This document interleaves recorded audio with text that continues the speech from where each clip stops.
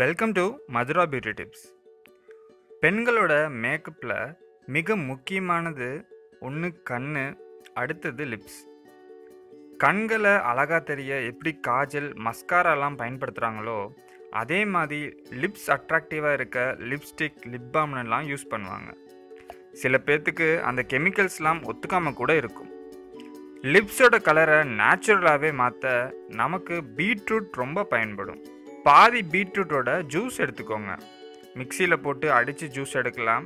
இல்லைன்னா ஸ்க்ராப்பரில் பீட்ரூட்டை சீவி அதை வடிகட்டி கூட ஜூஸ் எடுக்கலாம்.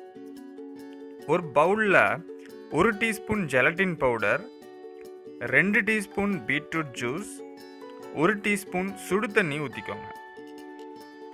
சுடு தண்ணி ஊற்றிட்டு உடனே நல்லா மிக்ஸ் பண்ண ஆரம்பிக்கணும். இல்லைன்னா ஜெலட்டின் பவுடர் மெல்ட் ஆகாது.